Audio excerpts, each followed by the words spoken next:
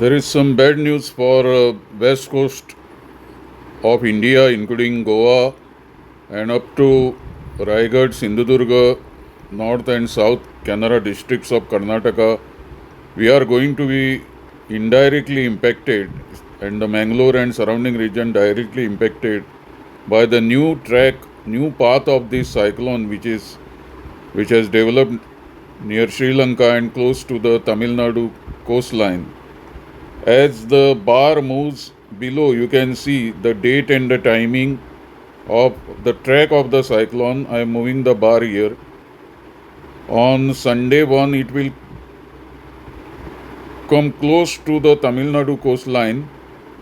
Then it will have a landfall by Sunday afternoon.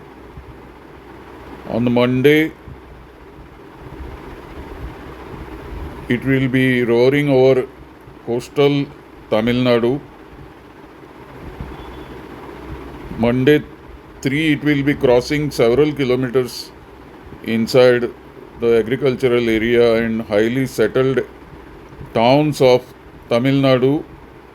After that, it will traverse a very unique path, and it is unusual that a cyclone is traversing the southern tip of our Deccan Peninsula, and we can see it is moving to Arabian Sea, which is unusual. Of course, it has happened in the past, but it will exit in the Arabian Sea and then somewhere near Kavarati, near Lagdiv Islands, it will dissipate by Thursday, 5th December, and then after some time there will be a low pressure area and the threat of the cyclone will be gone. But between 2nd of December to 6th of December, 5th of December, I do not know what will be the position on west coast of India between Thiruvananthapuram and Ratnagiri, and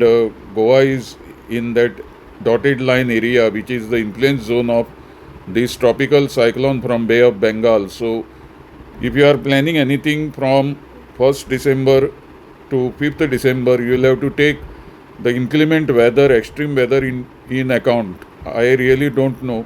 I have to check the IMD data also, which is released. Cyclone bulletin is released every day from tomorrow, and the critical days will be for Tamil Nadu and South India from December 2 to 4th, which is going to be a very interesting period for cyclone watchers in India and rest of the world, because the track of the cyclone is so unusual that we cannot believe that a cyclone which has developed in Bay of Bengal, southern part of it, almost diagonally crosses the landmass of southern Indian peninsula and exits on the west coast.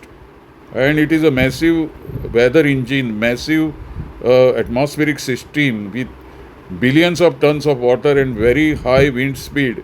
So I do not know within the dotted area what havoc it may cause, what could happen. It is going to be a very challenging period for the disaster management agencies and also all the event organizers who may be planning and working ahead. They should look at the zone of influence of cyclone and accordingly take precautions.